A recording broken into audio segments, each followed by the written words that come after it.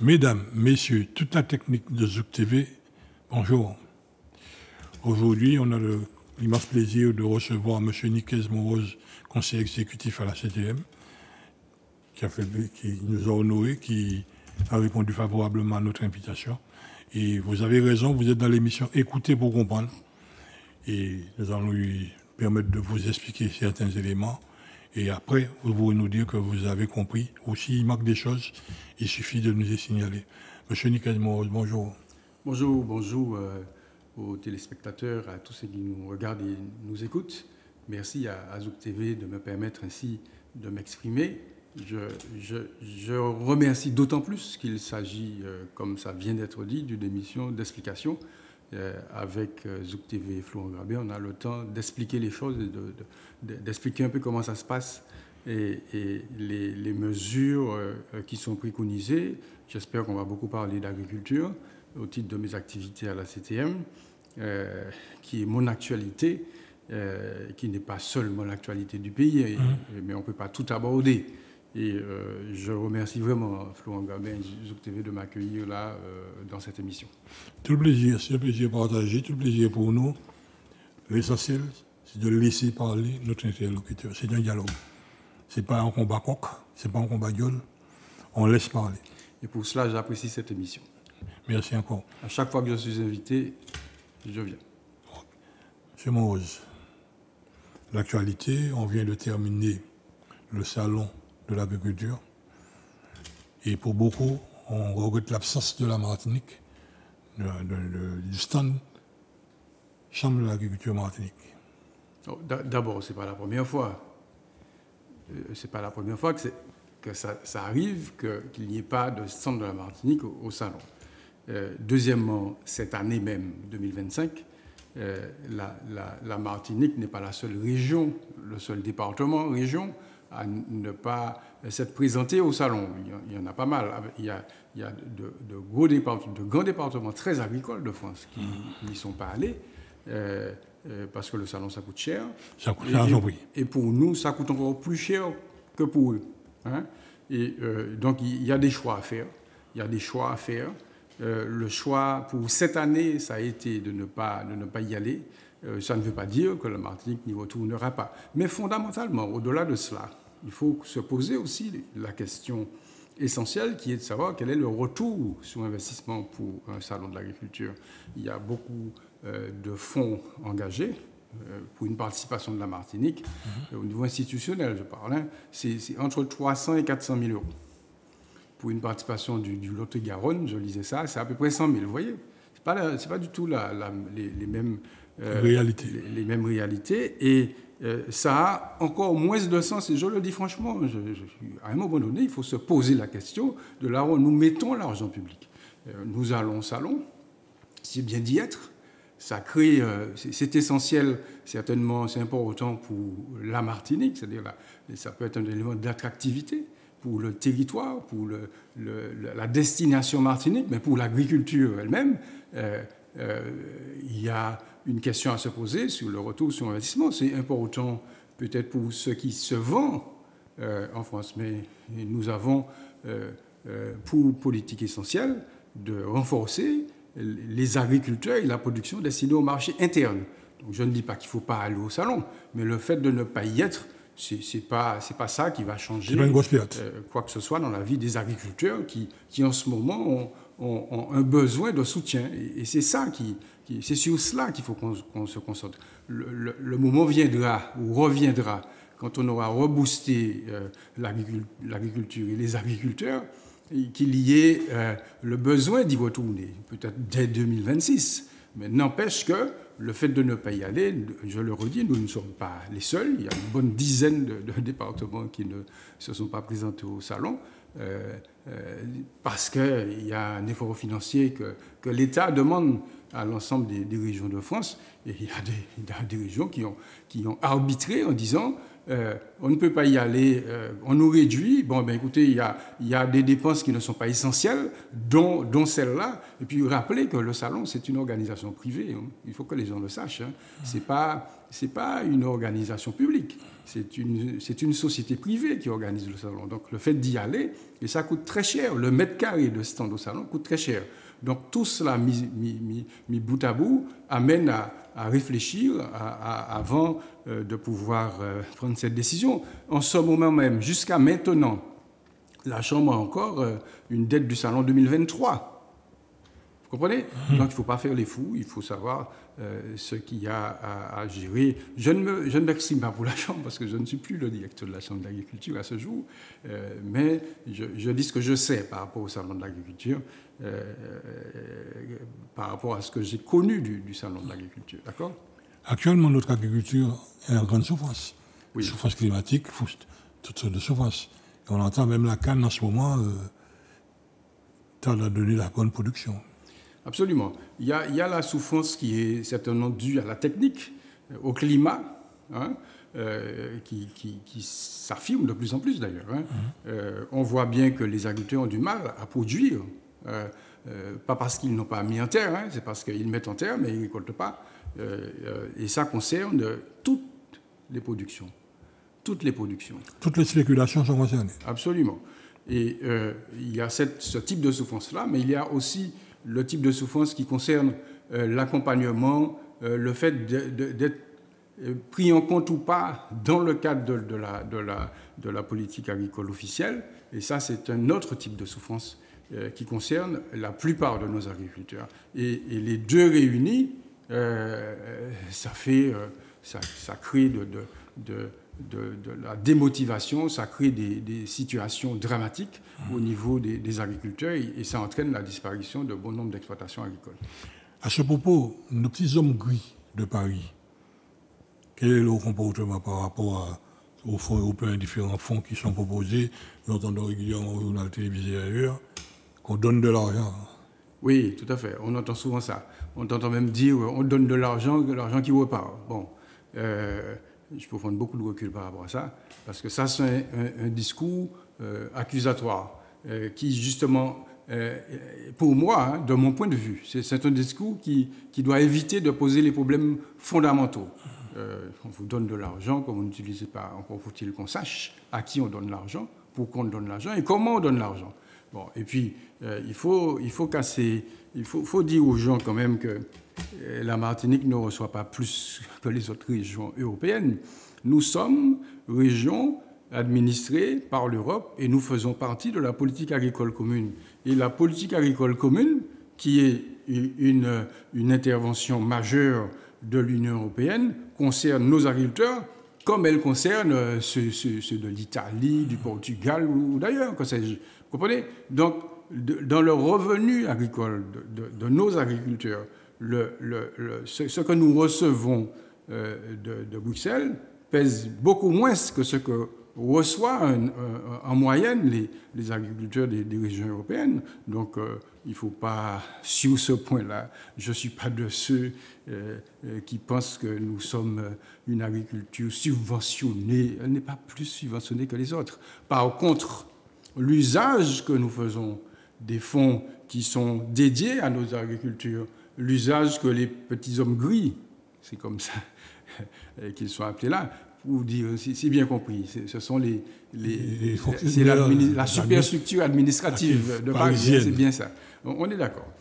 L'usage qu'ils en font, la manière dont ils orientent les fonds européens qui sont dédiés à l'agriculture, parce que chacun doit se rappeler que les fonds européens ne sont pas attribués à nos structures politiques locales comme ça. Ça arrive avec un encadrement très précis concernant ce qu'on peut en faire, les spéculations, les filières, les productions qui doivent être soutenues ou pas. Donc, et là, oui, effectivement, il y a un véritable problème. Il y a un véritable problème. Il y a une incapacité de ces structures nationales administratives et politiques aussi, mais peut-être moins politique qu'administrative d'ailleurs, à admettre de réorienter. J'ai retrouvé un document qui est là, que j'ai produit en 2020, l'impossible transformation de l'agriculture martiniquaise. J'ai publié ça en 2020. On y est toujours. Mais on y est en plein. On se demande, avec un point d'interrogation, bien sûr, puisque nous, politiques, nous sommes là quand même pour casser le cou à ce qui est impossible, mais il y a cette manière de procéder qui nous empêche de faire en sorte que notre agriculture, pour ce qu'elle est, la nôtre, soit véritablement considérée. C'est tout le travail que nous faisons à la CTM depuis 3 ans déjà, et nous sommes en plein dedans, avec des succès et des insuccès, avec des résultats positifs, avec un pas devant, 2 pas devant, 1 pas derrière. Je le vis en ce moment même, au moment même où on parle, Florent Grabin. Je vis un grand pas en arrière, je vais expliquer. Et on n'a pas encore l'Ukraine dans l'affaire. Oui, mais l'Ukraine, c'est encore un autre prétexte. Non, mais quand il va arriver, il va encore... Quant à ça, d'accord. Mais ce n'est pas l'Ukraine qui empêche quoi que ce soit. C'est la volonté de vouloir, pour l'instant, l'Ukraine, c'est un problème mondial, évidemment. Hein. Je n'ai pas dit que ce n'est pas un sujet, évidemment. Ce n'est pas seulement l'Ukraine, c'est le comportement des dirigeants de ce monde on sent qu'on nous amène dans une voie qui n'est pas la voie qui permettrait à tout un chacun au-delà de ce monde-là de développer non seulement ses capacités, mais sa relation avec les autres, on va dire ça comme ça. Mais là, je parle de la possibilité qu'il y a, avec les mesures qui sont là, avec les fonds qui sont là, de pouvoir faire évoluer notre agriculture, et devant cela, la difficulté qu'il y a à convaincre qu'il faut modifier la politique agricole. Et pourquoi faut-il la modifier? Parce qu'elle ne donne pas de résultats. On ne peut pas dire que notre agriculture ne soit pas soutenue. Ce n'est pas vrai de dire ça. Il y a un soutien public relativement fort, même puissant, mais qui va à la production d'exportation. De manière historique, c'est ça. Et l'actualité de notre agriculture est celle-là. Donc, et pourtant, on voit le résultat. Nous en avons parlé en début de discussion. Ce n'est pas seulement des causes climatiques qui expliquent la déperdition de notre agriculture, qui explique la situation actuelle de notre agriculture. C'est aussi le fait que nous avons l'impérieux devoir de réorienter, de reformater la politique agricole. Et quand on dit ça, on a l'impression d'être devant un mur. Et même si on a le soutien de Bruxelles par ailleurs, hein, mais à Paris, ça va, ça vient, on a des soutiens, on avance, on recule, on avance, on recule. Je dis très concrètement de quoi je parle. En termes de soutien de la politique de notre agriculture, il y a en gros 2 principales sources de financement de la politique agricole qui s'appliquent à nous.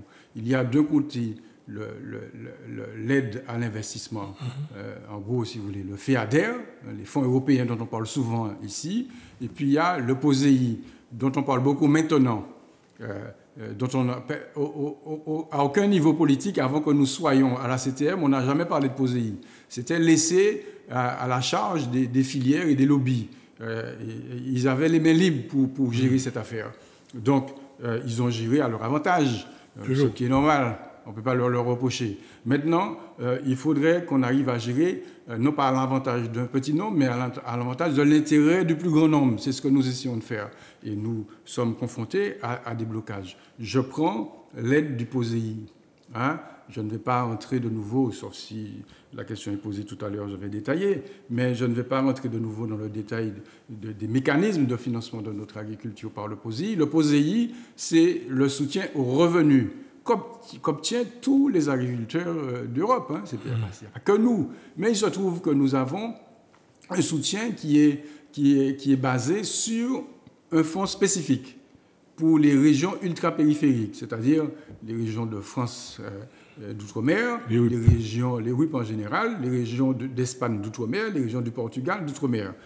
Mais le nôtre est bâti de telle manière qu'il est orienté principalement pour l'exportation de bananes. Le résultat de l'année 2024 donne 81% du POSEI pour la banane.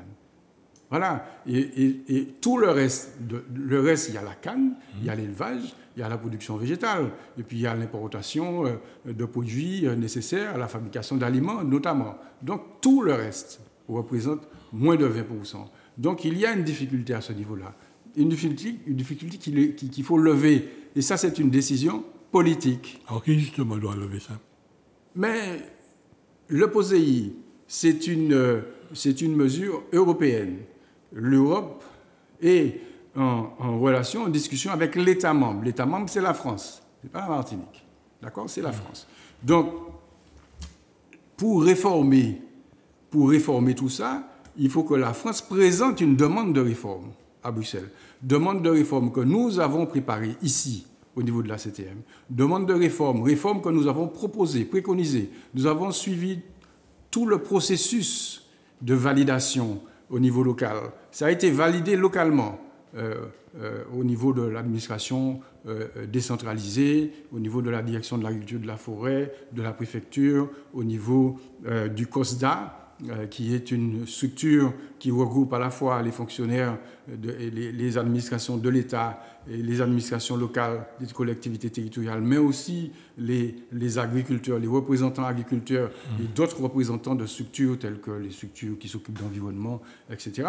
Ce dossier-là a été validé, a été transmis à Paris, et depuis le mois de mai dernier. Donc, depuis, nous sommes dans bientôt un an. Nous sommes dans des allers-retours. Bien sûr, il y a des gouvernements qui ont changé, etc. Tout ça a joué aussi.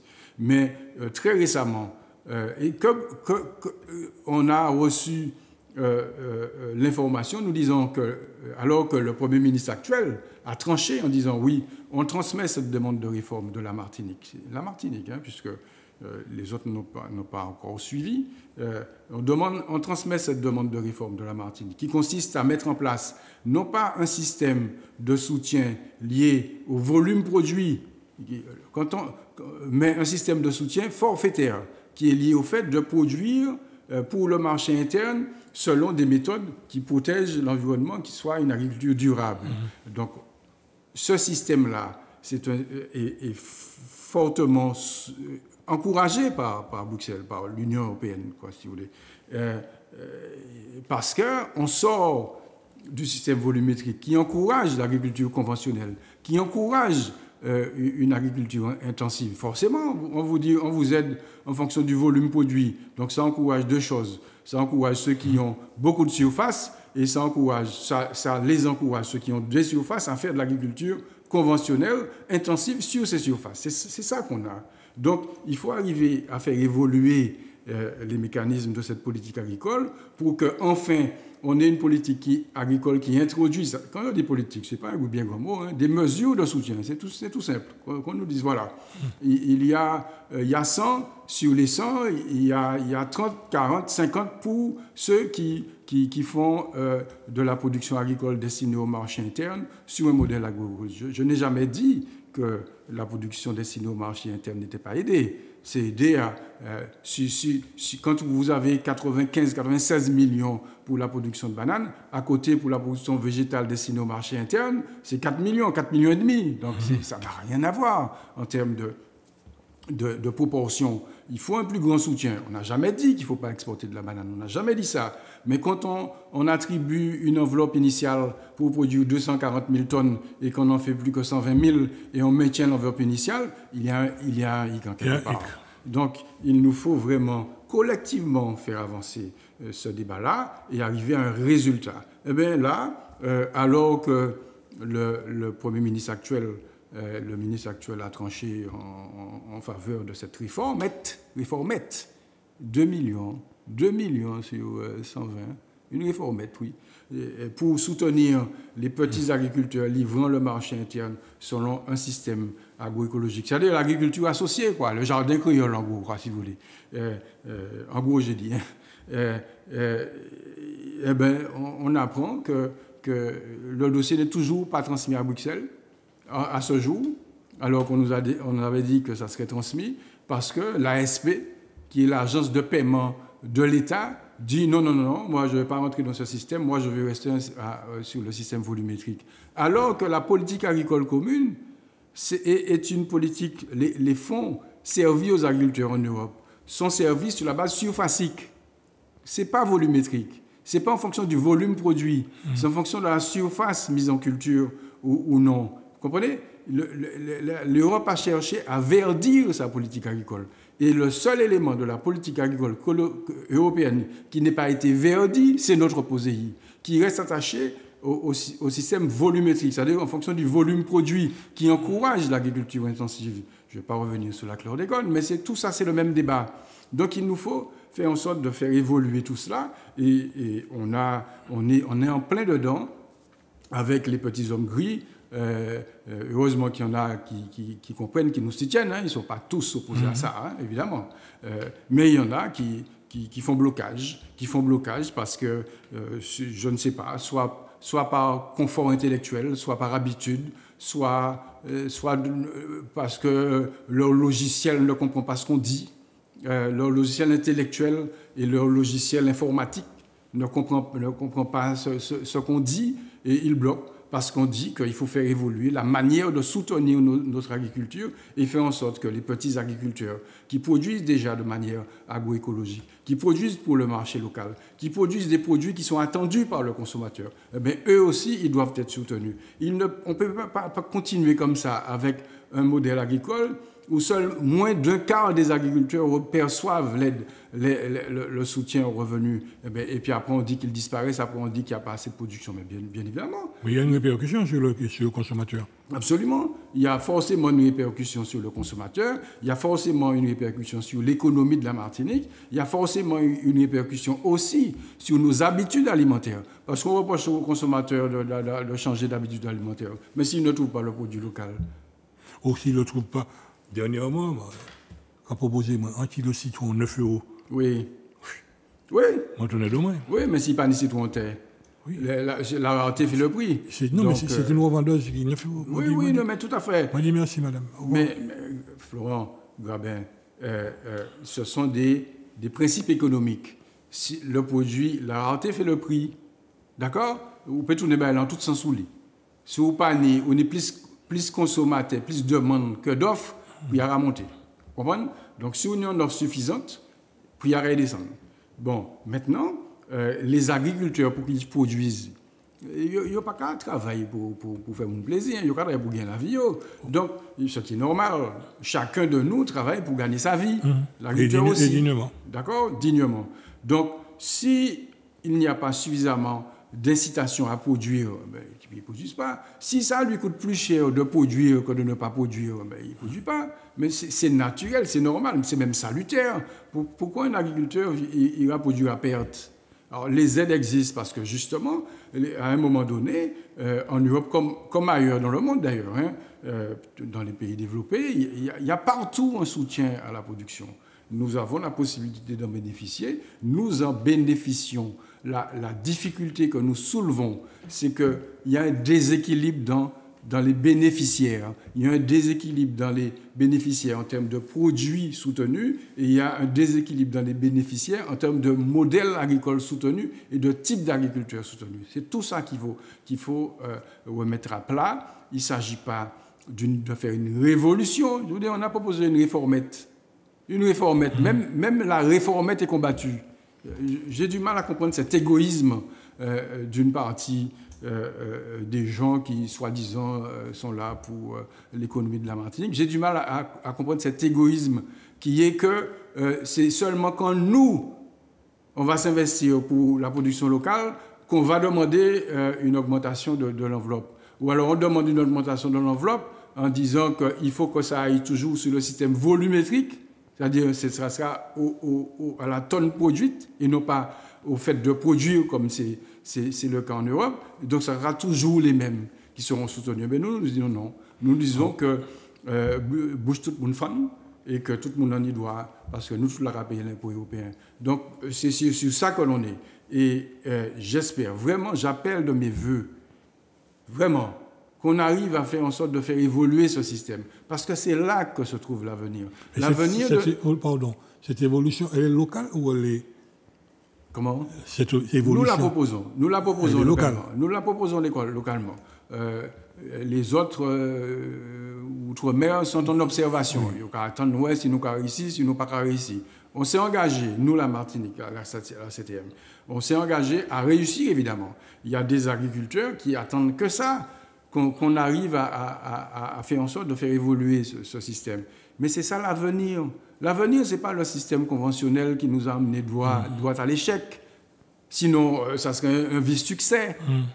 L'avenir, c'est qu'on arrive ensemble, à faire évoluer progressivement notre agriculture. Il ne s'agit pas seulement on parle d'autonomie alimentaire, oui, il ne s'agit pas seulement de produire suffisamment en plus grande quantité pour le marché interne, il s'agit de soutenir et de promouvoir une autre forme de production agricole, de faire en sorte qu'un plus grand nombre d'agriculteurs, un plus grand nombre de types d'agriculture soient soutenus par les politiques publiques. Et ça, oui, c'est un combat de titans, Florent Grabin. Les gens n'imaginent pas le nombre d'interventions qu'il faut faire, le nombre de fois où le président, le PCE, le Chimi, a écrit au ministre, a appelé le ministre, le Premier ministre, etc. Le nombre de fois où moi-même, je suis allé dans les ministères pour présenter la demande. Mais je passais, mais derrière, il y a tous ceux qui n'ont pas envie que le système évolue, ils passent derrière moi. Ils passent avant, ils passent derrière, ils passent pendant. C'est fatigant. Moi, j'ai du mal à comprendre. C'est le Martiniquais qui parle. Cet égoïsme de petit nombre, ça me sidère. Après, on va trouver que les gens sont ci, les gens sont ça, mais on crée des frustrations. On crée des frustrations dans ce pays. Et puis après, on s'étonne que ça pète. Mais oui, ça pète, parce qu'il faut bien un moment que la soupape... voilà. Il faut arrêter de créer des frustrations avec des fonds publics. Il faut arrêter comme ça d'être égoïste. Une réformette, Florent Grabin, je le dis encore, 2 millions d'euros qu'on demande pour l'année 2000, on demandait pour 2024, on n'a pas abouti. Là, on demande 2 millions pour soutenir 200 agriculteurs, 200 en contrat territorial d'engagement agroécologique, 200 types dans un premier temps, et puis nous allons monter en puissance. L'objectif, c'est chaque année d'intégrer 200 de plus jusqu'à ce qu'on arrive à 800 agriculteurs. Tous ceux qui ne sont pas aujourd'hui soutenus, je veux dire. Maintenant, ceux qui sont soutenus actuellement, qu'ils continuent dans le système volumétrique dans lequel ils sont, il n'y a pas de souci. Mais les autres, là, les autres qu'on ignore, il faut cesser de les ignorer. Est-ce qu'il n'y a pas un défaut de communication sur cette affaire? Ah, mais certainement, c'est ce qu'on nous sort à chaque fois. Il y a chaque fois qu'on dit quelque chose. On n'entend pas ce bruit. Ah bon, mais chaque fois que je viens ici, je le dis. Oui, ici. Bon, mais ailleurs, on l'entend pas. Il faudrait qu'on m'invite ailleurs, justement. On vous invite. Pas moi, en tout cas. Bon, pas moi pour parler de ça. D'accord? Mais c'est pas... Je n'ai jamais considéré que la politique, c'était un spectacle. Hein, d'accord? Même si on ne m'invite pas, je m'en fiche. Ce n'est pas ça le problème. Mon problème, c'est de faire aboutir le dossier. Je n'ai pas besoin qu'on me voit ma tête dans les télévisions, bon matin, midi ou soir. Ce n'est pas mon truc. Bon, mon problème, c'est... peut-être que c'est du fait de ma formation, je ne sais pas. Mon problème, là, tout mon problème, c'est d'aboutir. Quand nous aurons abouti, on va expliquer. Je ne vends pas du vent en politique. Je ne suis pas du tout d'accord avec ça. La politique spectacle, ce n'est pas mon truc. Je l'ai dit, puisque ça a été voté par l'Assemblée. Donc nous l'avons dit. L'Assemblée de Martinique l'a validé. Donc ça a été dit. Mais entre-temps, on travaille. Je ne vais pas me mettre à venir dans toutes les télés pour tous les jours dire, bon, je suis allé, ce ministre-là était d'accord, celui-là n'est pas d'accord. Non, on avance. Et là, il nous faut avancer. On a pratiquement touché le but. Il suffirait, et apparemment il y a une réunion, une nouvelle réunion de validation au niveau de Paris, au niveau des ministères. Quand je parle de ministère, je le redis, ce n'est pas la CTM qui transmet quoi que ce soit comme réforme du POSEI à Bruxelles. Utilisons le système dans lequel nous sommes. On peut tous les jours dire attends, la réalité, c'est Paris qui transmet, et puis c'est tout. Donc, il faut faire en sorte que Paris transmette cette réformette qu'on propose. Et avec cette réformette, je suis certain que nous allons réussir à faire en sorte que des producteurs qui sont là, il ne s'agit pas d'aller chercher à 14 heures, des producteurs qui sont là déjà, qui sont découragés, qui sont en recul, qui sont en déprise, c'est-à-dire que Bougla, peut-être il y a 3 hectares, mais bon, il a souffert tellement, il a fait 1 hectare seulement. Avec ceux-là, en mettant en place un système adapté à leur situation, qui ne soit pas soumis à des procédures administratives, etc. Un système forfaitaire, pas grand-chose nous avons demandé, non? Entre 8 000 et 15 000 euros l'année. En face, il y a des types qui ont des 10 millions, des 12 millions. 10 000, oui. Anti-rien, pour ces boucles-là, pour ça, encourager, virer produit. Même ça, il y a parmi nous qui a bloqué ça. Vous comprenez, moi, je ne comprends pas ça. Mais c'est la même chose au niveau de la pêche. Mais bien sûr, c'est la même chose au niveau de la pêche. À chaque fois qu'on est face à un système de production, un système de soutien public, on a la même problématique. Le soutien public arrive à être capté par un petit nombre. Et ça devient de la rente. La rente, c'est-à-dire que ce n'est pas un soutien public qui est forcément strictement attaché au fait de produire ou bien d'avoir une activité. C'est un soutien public qui arrive massivement parce qu'on s'est installé sur le système et on en profite. On crée de la rente et en face, au niveau de la structure étatique, on nous dit, oui, c'est compliqué. J'ai entendu de ces choses pendant ces 3 dernières années. Franchement, oui, on ne va pas déshabiller Paul pour habiller Pierre, on va diviser la profession, etc. En quoi le fait de dire qu'il faut 2 millions d'euros pour les petits agriculteurs travaillant en système, en quoi ça divise? En quoi ça déséquilibre? C'est le contraire qui déséquilibre. C'est le fait de capter la quasi-totalité des fonds publics pour un petit nombre. C'est ça qui déséquilibre. C'est ça qui crée des frustrations. C'est ça qui crée la déprise. C'est ça qui crée la difficulté. Eh bien, nous voudrions nous attaquer à ça. Et j'espère qu'au niveau Paris, que ceux qui ont compris notre objectif vont continuer à nous soutenir jusqu'à ce que nous parvenions à un résultat. Finalement, le grand bénéficiaire dans tout ça, c'est l'importation. Bien sûr. Nous avons marié que pas de riz. Bien sûr. C'est tout. Bien sûr. Bien sûr. Alors c'est l'importation, oui. Et on se retrouve, Florent Gabin, avec les mêmes qui profitent des deux côtés. Du coup, ils sont importateurs et ils sont entiers producteurs. Donc, tout le mécanisme, je peux le démontrer là, tout le mécanisme en place entraîne la diminution de la production, accompagne, je veux dire, la diminution de la production et mécaniquement accompagne des situations de rente. Et on a des trusts, on a des trusts qui sont partout, qui sont en agriculture, qui sont je ne sais pas s'ils sont dans la pêche, qui sont dans l'importation, qui sont dans tout ça. Donc, on gagne à tous les tableaux. On gagne sur tous les tableaux. Donc, à un moment donné, il faut se dire, si on est martiniquais, et je crois que tout le monde, tous ceux qui se disent martiniquais sont martiniquais, je n'ai pas de souci avec ça.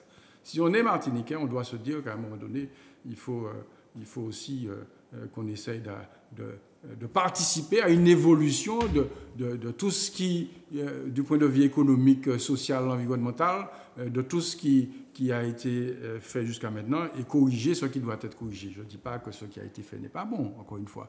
On n'a jamais dit à la CTM qu'il faut arrêter la production d'exportation. On n'a jamais dit ça. Par contre, on dit qu'il faut aussi qu'on regarde vers d'autres horizons que le passé de notre système de production agricole.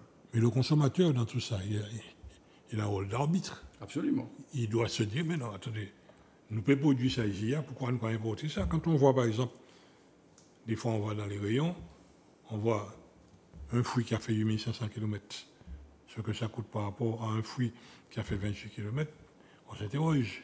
Oui.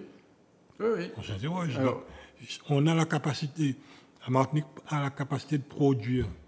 Mais si cet accompagnement n'est pas en place, c'est au consommateur d'exiger. Tout à fait. Là, on a la capacité, on va dire possibilité. Oui. Possibilité. Pardon, ou quand plante un poteau électrique, 2 semaines après, il a fait flair. Oui, tout à fait. Ou qu'a fait en clôture, oui. et puis la glycéria, 2 semaines après, on est d'accord.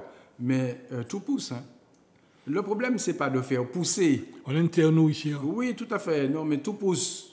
Il n'y a pas peut-être même des produits, nous pas qu'à penser, qu'à pousser ici. Bon, avec le changement climatique, bon. Mais il y a un travail à faire. C'est pas parce que tout pousse que tout peut devenir une spéculation au sens propre du terme, c'est-à-dire qu'un produit économiquement exploité par un agriculteur. D'accord ? Pour cela, il faut une politique agricole. Tout le monde peut planter, tout le monde peut aller là, il aura acheté plein, il aura planté, pas de problème. Mais ce n'est pas ça la production agricole de type. Ce n'est pas ça un marché agricole. Ce n'est pas ça une économie agricole. L'économie agricole doit pouvoir s'appuyer sur des mesures de soutien pour que ce qui pousse soit vendu, acheté et consommé. Et nourrisse l'agriculture. Alors, le consommateur a certainement un grand rôle à jouer, mais il faut l'accompagner aussi. De la même manière qu'il faut accompagner l'agriculteur, il faut accompagner le consommateur qui, depuis 50 ans, va dans un sens, et les choses ne se font pas du jour au lendemain. On parle par exemple d'autonomie alimentaire, et parfois on utilise d'autres termes tels que la souveraineté alimentaire. Nous n'avons pas la souveraineté alimentaire en Martinique, juridiquement parlant. D'accord ? C'est-à-dire que nous ne pouvons pas décider de ne pas importer ou d'importer. Ça, c'est au niveau de la réglementation européenne. Qu'on soit ici, qu'on soit dans un pays européen. Politique agricole. Voilà. Par contre, chacun de nous peut exercer une souveraineté alimentaire par ses choix d'achat. Je décide d'acheter le produit martiniquais. C'est l'exercice d'une souveraineté alimentaire. Et celle-là est beaucoup... Ça s'appelle être patriote.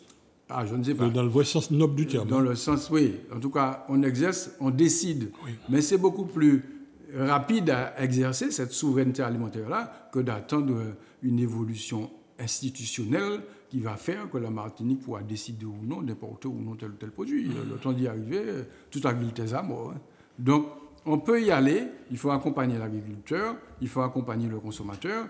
Et dans la trajectoire que nous proposons au niveau de la CTM, il y a ça. Alors, on a parlé, posé l'idée de revenus des agriculteurs, mais il n'y a pas que ça. Il y a le cadre qui dépend de nous, que nous sommes en train de mettre en place, qu'on va présenter d'ailleurs ce mardi 11 à la profession agricole, le cadre du FEADER. Le FEADER, c'est l'autre fonds qui permet de soutenir la production agricole. Et pour cela, nous allons mettre en place des mesures nouvelles qui vont permettre de mieux soutenir l'installation des jeunes, mais qui vont permettre aussi de soutenir l'installation de nouveaux agriculteurs, pas seulement de jeunes agriculteurs, mais de nouveaux agriculteurs, parce qu'on fait le constat que pas mal de personnes, par leur famille ou par eux-mêmes, sont propriétaires de fonciers qui ne sont pas mis en culture.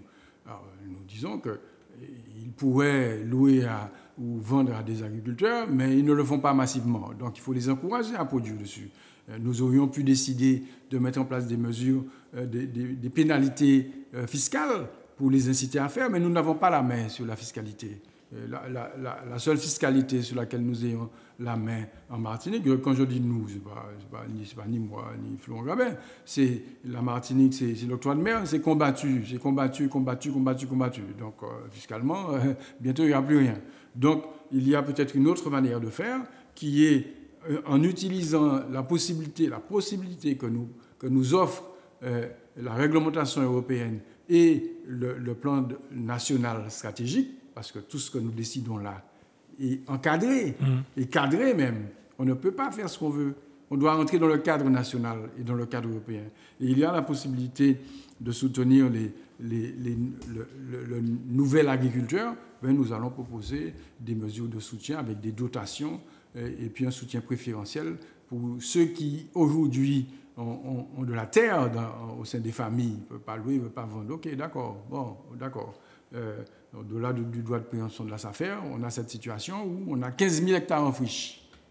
Bien, et pour pouvoir augmenter notre production, on a besoin de 1 000 hectares. Pas plus, 1 000 hectares. Bon, donc, on peut y arriver comme ça. Donc, dans les mesures que nous allons proposer, il y a un soutien fort pour le nouvel agriculteur. La CTM a toujours sa banque de terre. Oui. Elle est bien abondée. La banque de terre de la CTM, c'est à peu près 470 hectares. Je rappelle que quand la CTM intervient à ce niveau-là, elle achète la terre. Hein. C'est pas un système d'appropriation de terre de qui que ce soit. Hein. Bon, donc la banque de terre comporte 470 hectares à peu près, qui sont attribués, qui sont loués à des agriculteurs. Alors, il y a des agriculteurs qui produisent très bien dessus, il y en a qui produisent moins bien, il y en a qui produisent pas très bien. Bon, ça, c'est comme tout le système, ça n'a rien de particulier. Donc, le président, le PCE avait pris comme position ferme, et nous avions pris cette position-là, qui est de faire un diagnostic des exploitations qui sont sur la banque de terre. Et quand on constate que l'exploitation, la terre attribuée n'est pas utilisée, demander aux gens d'engager des procédures. Mais c'est à chaque fois des procédures qui sont très longues. Pas quoi que le président de la CTM vient, bon, au moins, ou par produit dégagé. C'est pas comme ça. C'est des procédures. Donc c'est long. Il faut respecter le droit des gens. Et il y a cette volonté de faire. Mais au-delà de cela, il faut encourager les propriétaires de terre à mettre en culture leur production ou à céder pour la production. C'est pour cela que nous prévoyons des mesures de soutien à la remise en culture du foncier dans le programme que nous allons ouvrir là déjà, que nous présentons la semaine prochaine. Il y a des mesures de soutien telles que, par exemple, nous pensons lancer un appel à projet pour que des Martiniquais qui le souhaiteraient puissent créer un fonds d'investissement en matière foncière. Ils feraient l'acquisition de foncier sans pour autant être propriétaires eux-mêmes, parce qu'on sait que quand on devient propriétaire, on va avoir le maire pour déclasser 2 jours après. Bon. Donc, faire en sorte d'investir pour ceux qui voudraient. Nous voudrions ça. Encore faut-il qu'il y ait un opérateur qui se positionne. Nous allons lancer un appel à projet pour ça. C'est un peu comme le EPF. C'est pas l'EPF, c'est public. Oui, c'est du privé. Non, j'ai dit c'est un peu comme que des personnes sous forme associative ou d'autres puissent faire l'acquisition de terres et mis à la disposition de producteurs. Je parle d'une mesure, mais il y en a tout plein. Il y en a plein d'autres. Il y a des mesures qui viseront à faire en sorte qu'on puisse aménager les territoires perdus aujourd'hui, les terres en friche. Nous allons soutenir le retour des agriculteurs dans nos mornes. Puisque le système actuel, je l'ai dit, tout se tient, Florent Gabin. Le système actuel encourageant la monoculture intensive, on a progressivement abandonné nos mornes. Nous voudrions non seulement nous voudrions reconquérir ces terres. Mais il faut aider les gens à y aller. Il faut les aider à reconquérir, à retourner dans ces mornes. Mais sinon, si on reste dans le système actuel, on aura de l'agriculture d'exportation dans la plaine de Rivière-Salée, du Lamentin et de Basse-Pointe, et puis ce sera tout. Mais est-ce qu'il y a un garde-fou chimique? Bien sûr. Le mécanisme dont je parle là, pour le soutien revenu, c'est à partir du moment où l'agriculteur aura signé un contrat, un CTEA, un contrat territorial d'engagement agroécologique. Il va signer avec la CTM, avec l'État, et ça lui donnera droit à l'aide aux revenus forfaitaires dont on parle. C'est ce que nous souhaitons, c'est ce que nous proposons. C'est ce pourquoi on se bat, corps et âme, depuis déjà 2 ans et demi. Donc, il y a ce terme agroécologique au sens large du terme. Ce n'est pas seulement l'agriculture biologique. C'est la méthode que l'on connaît. On n'a rien à inventer. Et il y a des gens qui viennent ici et puis ils sont venus avec un mot, permaculture. Bon, permaculture, d'accord. Bon, donc il faut évoluer, il faut faire évoluer la politique agricole et il faut faire en sorte que ce système de production qui existe encore, que pratiquent pas mal d'agriculteurs, qui sont aujourd'hui en dehors de tout, qui sont méconnus, ignorés, qu'on puisse leur permettre de continuer à produire de manière propre. Celui qui nous écoute, il a compris tout ce qui se dit. Que faut-il qu'il fasse pour entrer dans le processus? Alors, nous, on attend, et ça a été dit tout à l'heure, on va faire l'information évidemment. On ne va pas, je ne suis pas du genre à courir ou pas. Je le redis parce que je me suis battu contre un centre commercial avec mon conseil municipal et certains de mes soutiens à Sainte-Luce. On a gagné l'affaire. On n'est jamais allé sur quoi que ce soit comme média, qu'à battre le stomac, nous, puis c'est bétier fait. C'est pas ça notre truc. C'est pas bétier. C'est une orientation. C'est ce que nous croyons devoir faire. Nous croyons que pour Sainte-Luce à l'époque, on avait raison, avec tout ce qu'on entend aujourd'hui. Finalement, en tout cas, on n'avait pas tort. Hein. Il ne fallait pas encore un centre commercial pour le même qui consisterait à renforcer le monopole, mais il fallait que notre centre-bourg continue à vivre. C'est pour ça que nous sommes battus. Ce n'est pas pour aller faire black-bag comme ça. Mais là, je suis comme ça, moi. Je ne peux pas être autrement. Je suis naturellement comme ça. Nous, d'ici ce moment-là, on travaille déjà sur le terrain, notamment avec la Chambre d'agriculture, pour repérer des agriculteurs qui pourraient rentrer tout de suite dans le système.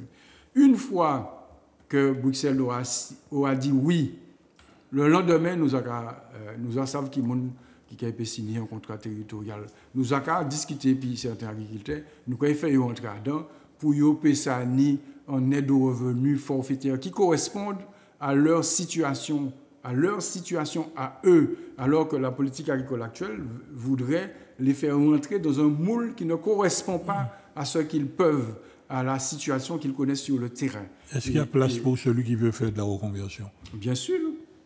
Ici, dans le CTEA, il y a, là, au contraire. Il vient à la CTM, il va à la Chambre d'agriculture. Il va venir, on va mettre en place, dans le cadre des mesures que nous souhaitons sur l'autre fonds, qui est le fonds FEAVIR, les fonds européens, on dit habituellement ici, il y aura une cellule d'accompagnement. Il y va avoir cette cellule d'accompagnement qui va pouvoir l'accompagner avec la Chambre d'agriculture pour le faire rentrer dans le dispositif. Ceux qui actuellement bénéficient du POSEI de manière classique, ils vont pouvoir continuer. Ce n'est pas ça le sujet. Il ne s'agit pas de tout renverser. Non. Ce n'est pas ça. Il s'agit d'ajouter. J'aimerais que les gens retiennent ce terme. Et d'alimenter la Martinique. Il s'agit d'ajouter à ce qui existe. D'ajouter pour qu'on soit plus fort collectivement, pour que tous soient reconnus, tous soient considérés. C'est ça. Nous voudrions ajouter ce qui manque à notre politique agricole actuelle, ajouter ce mécanisme d'aide forfaitaire qui existe ailleurs. Bon, on n'a rien inventé, mais on a du mal à convaincre qu'il faille le mettre en place ici parce que ça dérange certains. Il faut dire les choses comme elles sont. Il y a un schéma territorial agricole qui est prévu, qui rentre dans le SAR. Oui, bien sûr. Enfin, dans le SAR. Le SAR, c'est le foncier général. Oui, mais ça rentre dedans. Le foncier agricole. C'est un outil qui sera... Bien sûr, le SAR prévoit une certaine surface agricole. Bon, on sait bien que le SAR, qui a déjà 25-30 ans, au fil du temps, a ses délités. Mais personnellement, je crois fondamentalement, bien sûr qu'il faut protéger, qu'il faut créer des périmètres pour protéger les terres agricoles. Mais ça ne suffit pas. Ce n'est pas parce qu'on a protégé une terre agricole qu'elle est forcément cultivée. La terre agricole sera cultivée, encore une fois, si l'agriculteur...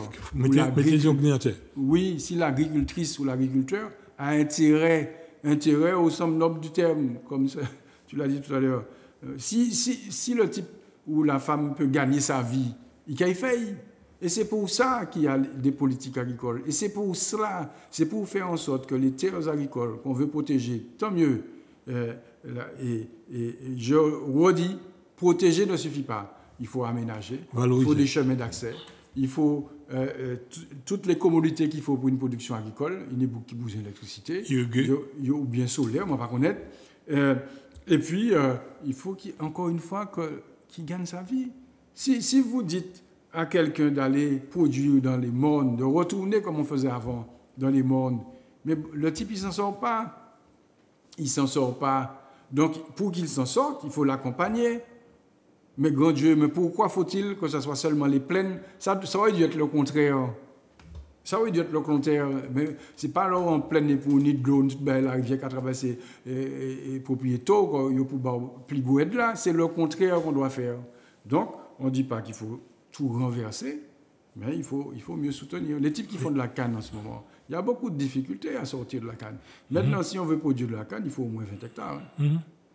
Mais est-ce que des fois l'ONF n'est pas un frein à certaines initiatives? Clairement oui. Un agriculteur qui a envie de défricher, qui trouve... On parlait de remettre en production des terres en friche. Mais on aura des problèmes avec l'ONF sur ça. Certainement. Un agriculteur qui veut remettre... Une exploitation qui était en production il y a 20 ans, 30 ans, 40 ans qu'on a connu, mais on aura des problèmes avec ça. Il faut desserrer les taux à ce niveau-là. la Martinique doit être une terre de production. On ne peut pas être une terre où on contemple la nature, bien que je suis très favorable à la nature, hein, mais on ne peut pas se contenter de consommer des produits importés en contemplant la nature, nos plages et nos forêts. Il y a des gens ici, il y a des gens qui ont envie de produire, il y a des gens qui ont envie de se lancer dans l'activité, il y a des gens qui ont envie de voir leurs produits sur le marché. C'est une satisfaction qui n'est pas seulement financière, c'est une satisfaction d'un produit. Et il y a un gisement énorme en termes de production agricole, en termes de transformation de notre production agricole, transformation artisanale ou semi-industrielle. Industrielle, on sait très bien qu'on bute à chaque fois sur des problèmes d'économie d'échelle. Mais on a cette possibilité en Martinique qu'il faut exploiter. Donc pour ça, je le redis, il faut desserrer l'étau du système actuel pour permettre aux gens de respirer. À mon avis, il faut surtout rappeler aux gens en tant Robert. Oui. Parce qu'il y a un lot de monde qui va connaître en tant Robert ça qui fait. Et nous vivons en tant Robert. Oui, mais nous vivons difficilement. Oui, mais nous vivons. Voilà, parce que nous sommes qu'à mettre dans nous. Moi, d'accord. Donc c'est pourquoi il faut de temps en temps regarder dans le rétroviseur pour savoir comment on traverse ce je suis d'accord. Il ne faut pas qu'on oublie d'où on vient. Mais il ne faut pas non plus idéaliser un temps qui était très difficile. Non, simplement rappeler ça. Bon, il faut rappeler qu'il y a des choses qui sont possibles. Il y avait le troc. Il y avait le troc. Il sortit à la campagne, il a porté, il bord de la mer, il prend un poisson, il a changé. Et dans ma commune Saint-Louis, il y avait un site. Il y avait un site très connu pour le troc, c'est Trois-Rivières. Il y avait le marché, il y avait le troc entre... Bon. Donc, oui, tout ça, mais ils ont utilisé ces méthodes-là parce que c'était l'époque. D'accord ? Maintenant, on est dans une autre époque. Notre époque, c'est qu'il faut qu'on arrive à faire en sorte, et c'est ça notre devoir impératif, à faire en sorte que ceux qui, dans ce pays, je parle d'agriculture parce que c'est le sujet, mais c'est comme ça dans tous les autres domaines, hein. Il faut qu'on arrive à desserrer l'étau. Il y a un étau. L'étau n'est pas seulement, on dit souvent, le Martiniquais, il a du mal. C'est possible. Il ne faut pas être dérivant. C'est possible. Mais l'étau est ailleurs parce qu'il y a beaucoup de Martiniquais qui veulent s'investir et qui sont découragés. Nous l'avons encouragé. Pour moi, c'est le rôle du politique est celui-là. Hein? Il faut prendre des risques. Je le dis tout le temps à la CTM. Il faut qu'on prenne des risques. On a des fonds européens. Il ne faut pas qu'on s'assoie sur la caisse. Il faut qu'on prenne des précautions. Et ça, tu as parlé des petits hommes gris de Paris, mais ici aussi, il y en a, il ne faut pas croire. Hein. Bon, donc, il nous faut faire en sorte d'essayer les taux, de prendre des risques. On va devoir... Les gens parlent de fonds européens. Il faut savoir que quand un risque est pris, on finance un projet qui n'est pas réalisé, c'est la CTM qui paye. Hein. Bon, ça, les gens ne le savent pas assez. Quand on partit l'argent et puis l'argent est parti. C'est pas vrai. Hein. Bon, c'est pas comme ça que ça se passe. Il y a des sommes qu'on n'utilise pas, justement parce que les mesures ne sont pas adaptées au plus grand nombre. Quand on regarde le nombre d'agriculteurs qui arrivent à bénéficier des fonds européens, c'est quoi? C'est 400, 500? Souvent, c'est les mêmes qui reviennent à chaque fois. Mais il faut démocratiser ça. Il faut qu'on double le nombre d'agriculteurs pouvant émarger au fonds européen. Il ne faut pas qu'on me dise que c'est pour les gros dossiers, que les petits dossiers, ceci, cela, les petits agriculteurs. Il faut qu'on trouve la solution. Oui, il y a une difficulté pour eux par rapport à la réglementation européenne même. Oui, mais il y a des solutions certainement à trouver pour que plus grand nombre d'agriculteurs puissent émarger. Il faut desserrer les taux et c'est sur ça qu'on travaille. C'est ça l'objectif. Et pour arriver à faire ça, il faut des mesures adaptées, mais il faut une structure administrative aussi qui s'y mette. Hein. Il y a un étau qui est en train de nous fermer, là, c'est l'étau du temps. Celui qui nous est imparti est arrivé. Quel aurait été le message à dire à celui qui nous écoute pour comprendre? Oui, non, ce que je veux dire, c'est qu'on a parlé d'un sujet. Je remercie parce que le sujet est tellement vaste. Nous allons présenter les mesures du FEADER, le Fonds européen, dans l'investissement des agriculteurs. Mais il n'y a pas que pour l'investissement. Il y a beaucoup de mesures et je m'adresse particulièrement aux agriculteurs. Il faut rentrer dedans. Rien ne tombera du ciel. Il faut là, on est prêt à mettre en place une structure d'accompagnement. Si ça ne suffit pas, il faut nous le dire. Là, notre objectif, c'est de rentrer dedans pour que ça essaime, pour que ça irrigue. Et il faut que la CTM en face prenne des risques. Là, la CTM a voté le principe de la réduction du délai d'instruction des dossiers. 6 mois, c'est la volonté ferme du président. 6 mois maximum, à partir du moment où le dossier est complet, évidemment. Hein, ouais. 6 mois maximum pour avoir une réponse. Il faut qu'on s'y tienne. Les gens ont besoin de savoir où ils vont pour s'investir dans le domaine dans lequel ils souhaitent s'investir. Et mon message, c'est pour les agriculteurs. Il ne faut pas qu'on ait peur. Il faut y aller. Il n'y a pas une catégorie noble qui pourrait émerger au fonds européen et puis pas les autres. Tout le monde, c'est moun. Donc, les fonds européens doivent avoir pour objectif d'irriguer cette économie agricole. Et pour cela, il faut des mesures qui correspondent à chacune des situations. Alors, nous disons aux téléspectateurs qui nous écoutent et qui comprennent, c'est lui l'arbitre. Il faut qu'il parvienne à faire ce qu'il faut pour qu'on ait une production locale, mais surtout une consommation locale.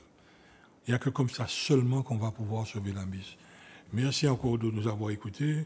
Merci d'avoir répondu favorablement à notre invitation à M. Moroz. Et à très bientôt.